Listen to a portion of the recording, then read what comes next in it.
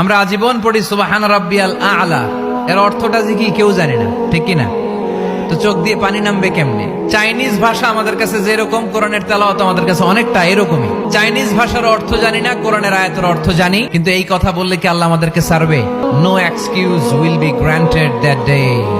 সেদিন আল্লাহ কোনো এক্সকিউজ গ্রহণ করবে না। আল্লাহ, আপনি আমারে ধৈর্যশীল বানান, আপনি আমারে শুকরগুজার বান্দা বানান। আল্লাহ, আমার চোখে আপনি আমারে ছোট বানান, গোটা বিশ্বের মানুষের চোখে আপনি আমারে বড় বানান। সবাই পড়ি আমিন। আল্লাহ, ভুল করছি, আল্লাহ মাফ করে দাও, ক্ষমা করো। আমি ক্ষমা চাইতেছি, কিন্তু আমি ক্ষমা করি না আরেকজনকে। তুমি ক্ষমা করো না, তুমি ক্ষমা চাও কোন সাহসে? কোন নারীকে যদি তার চেহারার ডিজাইন তৈরি করার সুযোগ আল্লাহ দিতেন, সে নারীটাকে বিশ্ব সুন্দরী করে তৈরি করবে, ঠিক কিনা? এটা আল্লাহ আমাদেরকে দেয় নাই, এটা আল্লাহ তাআলা নিজ হাতে রেখেছে, নিজে করেছে। তাই কারো আকৃতি নিয়ে ব্যঙ্গ করলে স্বয়ং আল্লাহর সাথে ব্যঙ্গ করার শামিল। চিল্লায় বলেন ঠিক কিনা?